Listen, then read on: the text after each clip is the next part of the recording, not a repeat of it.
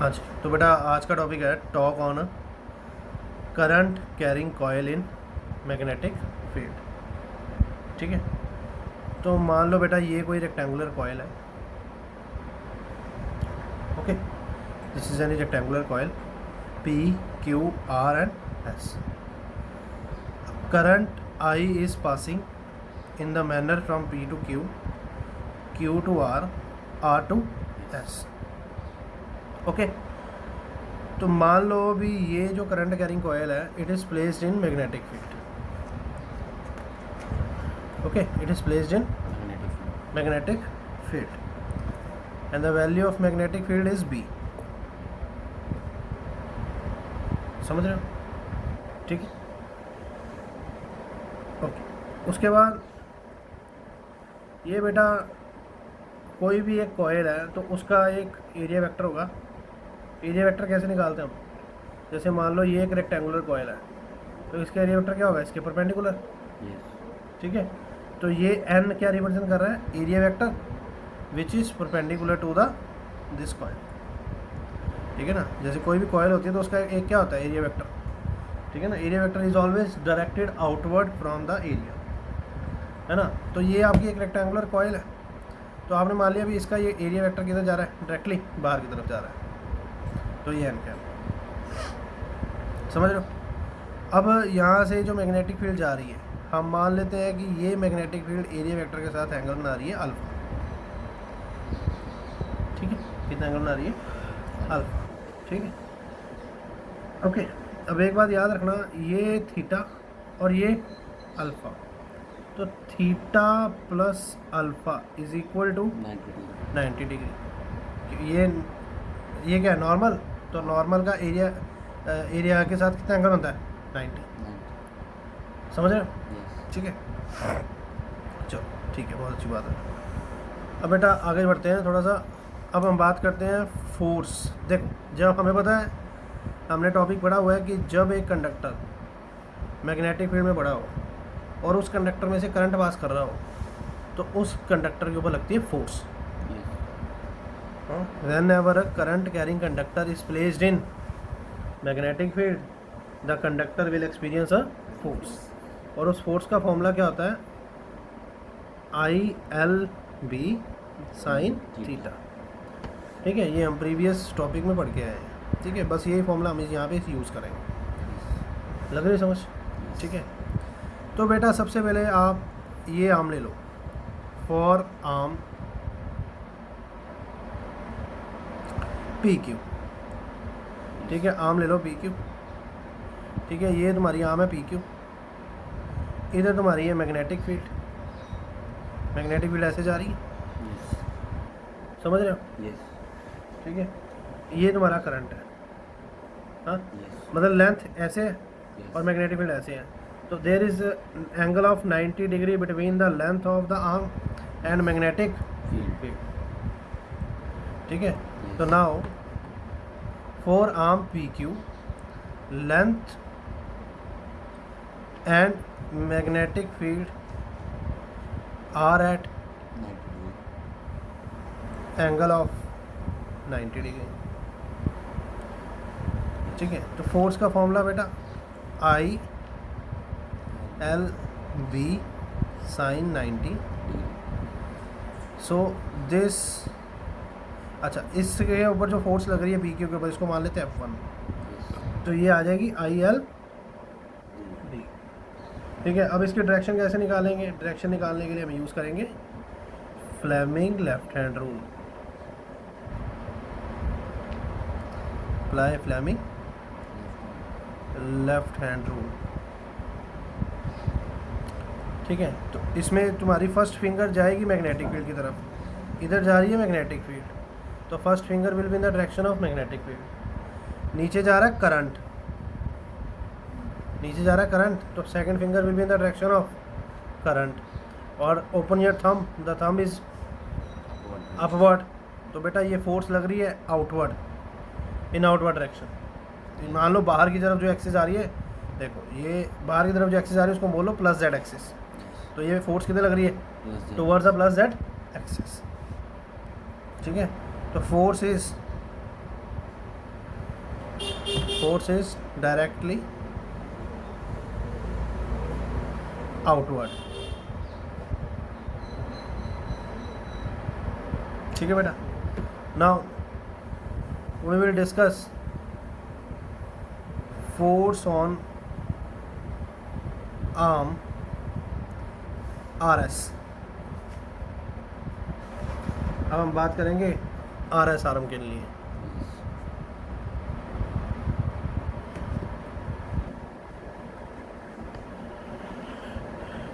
ठीक है बेटा, क्लिप पढ़ के ना चला और पेपर नहीं पढ़.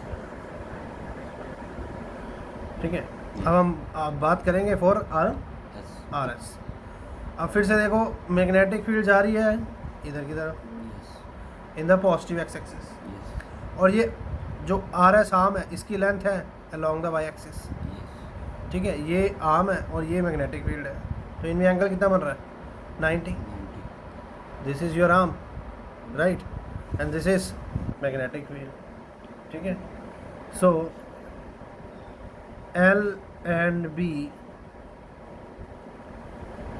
are at angle of 90 degree. इसके ऊपर हमने मान रखा है फोर्स F3. F3 का वैल्यू क्या आएगा? ILB. ये मैग्नीट्यूड की बात करते हैं. ILB साइन 90, तो F3 इज अगेन ILB. समझ रहे हो? ये फर्स्ट मान लो, इसको सेकंड मान लो. Okay, any doubt? ठीक है. तो अब इसकी डायरेक्शन निकालने के लिए फिर से फ्लेमिंग लेफ्ट हैंड रूल लगा लो. First finger is in the direction of magnetic field. ठीक है. अब जिधर करंट जा रहा है लेंथ की डायरेक्शन भी उधर लेंगे. लेंथ बेटा ऐसे इसको पकड़ो और लेंथ जा रही है ऊपर की तरफ, तो इसको लेंथ ऊपर की तरफ, तो थंब तुम्हारा आ रहा है नीचे की तरफ. समझ रहे हो? मैग्नेटिक फील्ड इधर और फिंगर इधर, तो थंब आएगा नीचे की तरफ. तो मतलब magnetic field is directly downward. Yes, sorry, direction of force. Direction of force is directed in downward direction.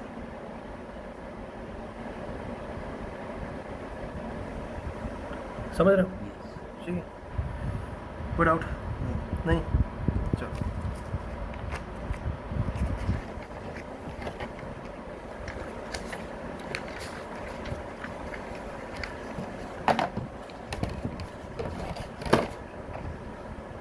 अब बेटा आप देखो, ये अब हम दो आर्म्स की बात कर ली, PQ और RS की. अब हम बात करेंगे PS की. ठीक है. तो मान लो ये अभी हम साइड व्यू देख रहे हैं. अब मान लो हम इसको ऊपर से देख रहे हैं. ऊपर से देख रहे हैं तो PS तुम्हें ऐसी दिखाई देगी. ये PS हो गई. समझ रहे हो? ओके. और ये इधर जा रही है मैग्नेटिक फील्ड. ठीक है. और इधर है बेटा तुम्हारा नॉर्मल जो एरिया वेक्टर. ठीक है. तो हमने क्या मान रखा है कि मैग्नेटिक फील्ड और नॉर्मल में एंगल बन रहा है थीटा, सॉरी अल्फा, और मैग्नेटिक फील्ड और कॉइल में एंगल बन रहा है थीटा. ठीक है. ये तुम्हारी आर्म है, कौन सी? PS और मैग्नेटिक फील्ड में एंगल बन रहा है थीटा. ठीक है. नाउ देखो, फोर्स ऑन आर्म PS. ठीक है. अब बेटा देखो, फोर्स का फॉर्मूला क्या आएगा? ILB. सॉरी, यहाँ पे आप L नहीं लेंगे, ये इसको बोलते हैं हम लेंथ रेक्टेंगुलर कॉइल की, और इसको हम बोलते हैं ब्रेथ. क्या बोलते हैं? ब्रेथ. तो यहाँ पे आएगा IBB. ठीक है. अब एंगल किस में लेना है? लेंथ में, ब्रेथ में और मैग्नेटिक फील्ड में. ये आपकी क्या है? ये आपकी ब्रेथ है. समझ रहे हो? और ये आपकी क्या है? Magnetic field. हाँ. अब जो ब्रेथ जा रही है वो करंट जा रहा है P to S. Yes. Current किधर जा रहा है? P2S. P2S, मैग्नेटिक फील्ड जा रही है इधर, ठीक है। तो फोर्स का फॉर्मूला क्या होता है जनरली? फोर्स का फॉर्मूला होता है F is equal to I L cross B, Yes. मतलब एल से किधर जाना है? बी की तरफ। तो बेटा इधर है तुम्हारा एल, अब यहाँ पे बेटा मैं एल की जगह बी बोल रहा हूँ क्योंकि मैंने ब्रेथ ली है, B. तो मैं ऐसे बोल सकता हूँ बी क्रॉस बी, Yes. है ना। Hmm. तो इधर जा रही है तुम्हारी एल, Yes. और इधर से तुम्हें किधर जाना है? बी की तरफ। अब इस बार हम फ्लेमिंग का लेफ्ट हैंड रूल नहीं लगाएंगे, इस बार हम राइट हैंड थंब रूल लगाएंगे। ये तुम्हारा क्या है? L, Yes. एल से किधर जाना तुमने? बी की तरफ, एल से B. बी। ये बेटा एल है और इधर है तुम्हारा बी, तुमने ऐसे जाना है एल से B. बी की तरफ, तो एल से B. बी की तरफ, हाँ ठीक है। तो बेटा ये देखो, ये पूरा, इस पूरे को क्या बोलते हैं? Linear pair. Yes. बट तुमने लेना है एल से लेके बी तक, पूरा लीनियर पेयर होता है 180। Yes. तो इसको छोड़ दो, बाकी कितना हुआ? 180. 180 minus theta, 180 minus theta. 180 minus Theta. Theta. तो यहाँ पे फोर्स साइन आएगा 180 माइनस Theta. Theta, Yes. समझ रहे हो? Yes. ठीक है। तो 180 माइनस थीटा, इसका आ जाएगा Minus sin theta. Sine theta, क्योंकि सेकंड क्वार्टर में Yes. Sine positive. इसको मान लो क्वेश्चन नंबर 3। अब बेटा सिमिलरली तुम ये वाली आर्म ले लो, क्यू आर। कौन सी आर्म ले लो? Q R. बात समझ रहे हो मेरी? Yes. अब क्यू आर में कैसे करंट जा रहा है?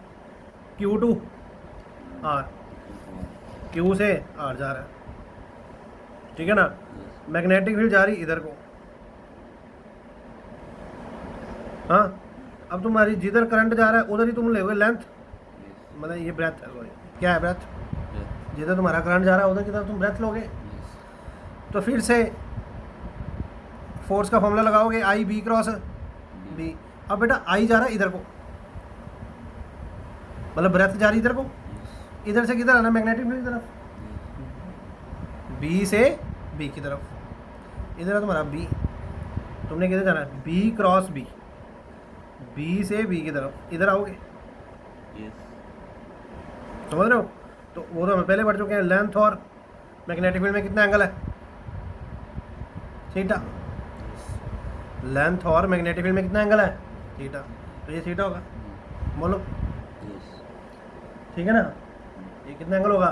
थीटा। तो फिर से इसको क्या बोला था हमने? इसको बोला था F4, ऊपर वाली होगी F4, नीचे वाले को बोला F2। क्या बोला? F2. F2। फिर से आई बी बी और साइन थीटा, यहाँ पे डायरेक्टली थीटा आ रहा है,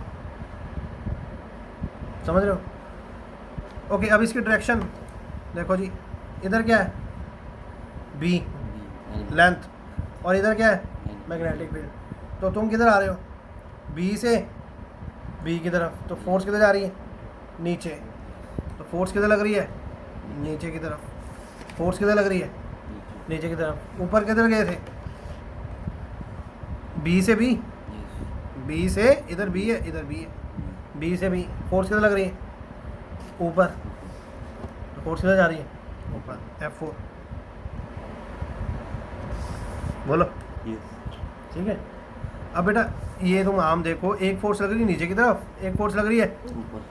ठीक है। तो बेटा ये इसके कारण तो कोई मोशन नहीं होगा, Yes. ठीक है। अगर मान लो मैं इसको एक नीचे से खींचूँ, एक ऊपर से खींचूँ, तो कोई फोर्स, Right. कोई मोशन Right. नहीं होगा, है ना। इसको अगर ऐसे खींचो, Yes. समझ रहे हो? Yes. F2 and F4 are not responsible for any kind of Force. motion, Motion. right? Yes. F2 and F4 are not responsible for any kind of Motion. motion. So who is responsible for motion? F1. F1 and F3। अब कैसे? बेटा ये तुम ऊपर वाली arm उठा लो, Yes. ये कौन सी आर्म उठा लो?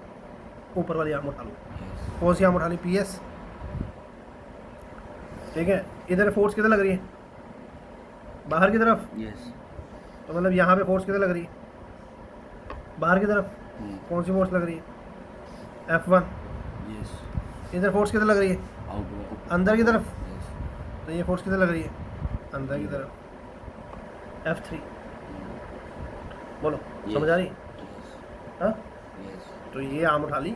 यहाँ पे बेटा फोर्स कौन सी लग रही है? F1 किधर लग रही है? बाहर की तरफ। वहाँ पे और F3 किधर लग रही है? अंदर की तरफ। समझ रहे हो? Yes. तो जब किसी आर्म के ऊपर दो इक्वल एंड ऑपोजिट एंड्स पे फोर्सेस लगेंगी तो वो क्या करेगी? वो रोटेट करेगी। Yes. वो क्या करेगी? Rotate. रोटेट करेगी। ठीक है, हाउ इट विल रोटेट? ऐसे बढ़ी है Yes. बेटा, ऐसे बढ़ी है। अगर मैं इसको ऐसे यहाँ से फोर्स लगाऊँ, एक इधर से, एक इधर से, हाँ, एक बाहर की तरफ, एक अंदर अंदर की तरफ, तो ये क्या करेगी? rotate. रोटेट करेगी।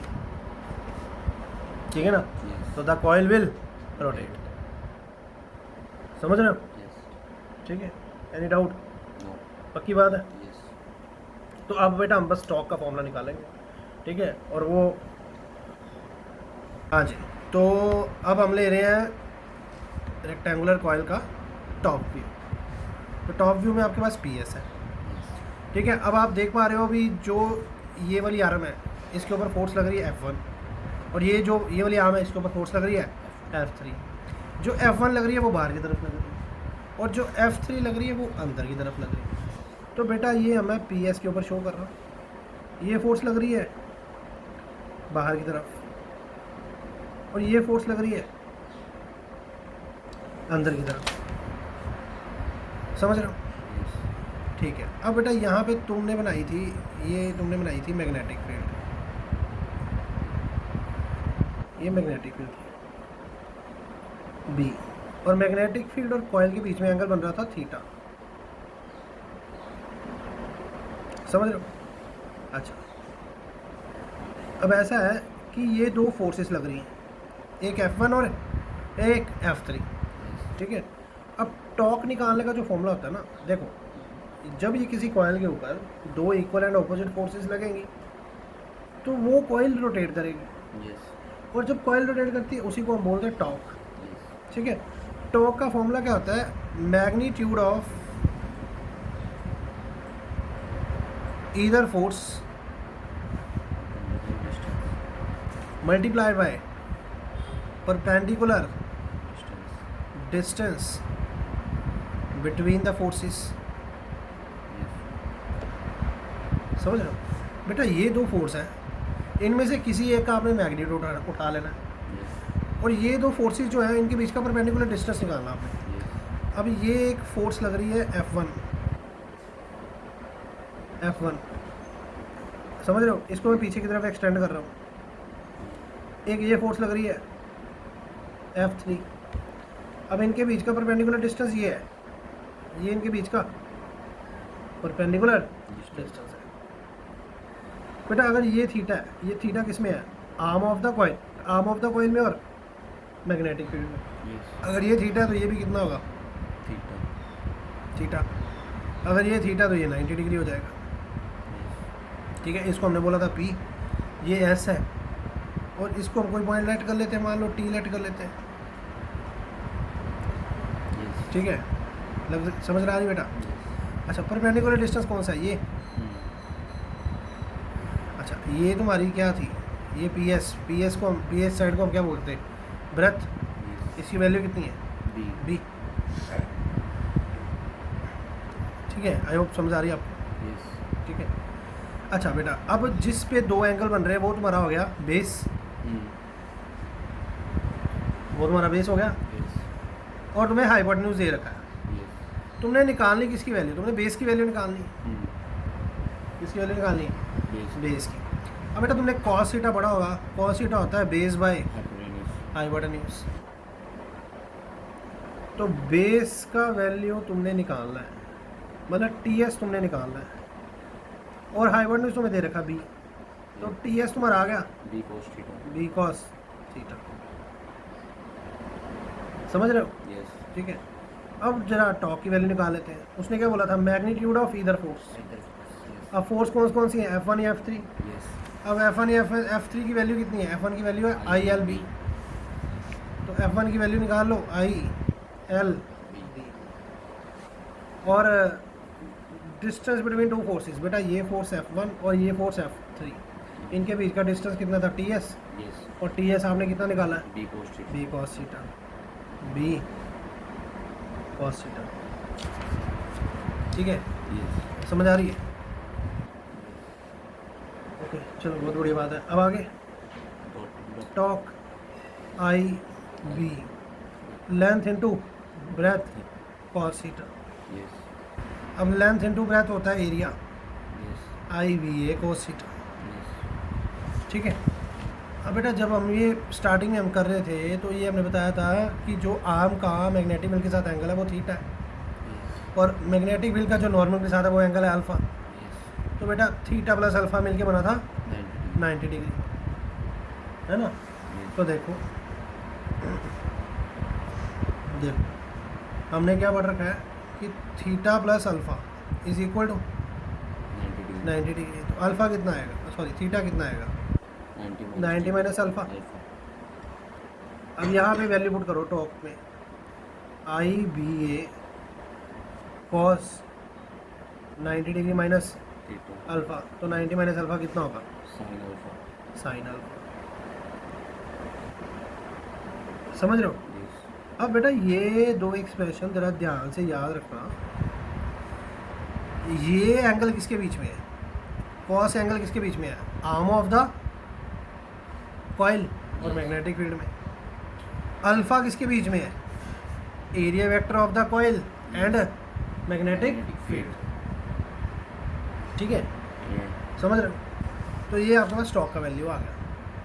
ठीक है, now for torque to be maximum, अगर आप चाहते हो कि टॉक क्या हो जाए? Maximum. मैक्सिमम, तो उसके लिए sine alpha 0 degree. Should be, 0 degree. Alpha should be 90 degree, Yes. Alpha should be. 90 degree. अब अल्फा 90 डिग्री का मतलब क्या है कि ये मान लो तुम्हारे पास एक कॉइल है, Yes. इसका एरिया वेक्टर बाहर की तरफ आ रहा हो और मैग्नेटिक फील्ड इधर जा रही हो। Yes. हाँ, एरिया बाहर की तरफ आ रहा हो, समझ रहे हो? Yes. तो तभी एंगल कितना होगा? 90। तो उस केस में फोर्स लगेगी मैक्सिमम। Yes. तो torque then will be I B A, Yes. समझ रहे हो? And in what case the torque will be minimum? 0 degree. 0 degree. 0 degree का मतलब क्या है कि ये मान लो कि तुम्हारे पास कोई रेक्टेंगुलर कॉइल है, Yes. इसका एरिया वेक्टर और मैग्नेटिक फील्ड अगर पैरेलल है तो फोर्स क्या होगी? 0. मिनिमम। समझ रहे हो? Yes. ठीक है, तो this is all about this topic. Okay, और ये बड़ा इंपॉर्टेंट टॉपिक है, आई होप आपको समझ आ गया होगा। ठीक है, अगर एक बार में नहीं समझ आएगा तो इसको बेटा 2 या 3 बार देखना पड़ेगा आपको, बिकॉज बहुत टिपिकल टॉपिक है ये। ठीक है, छोटे छोटे एंगल्स का काफ़ी ध्यान रखना पड़ना आपको, और डायग्राम की प्रैक्टिस बहुत चाहिए इसमें। ठीक है।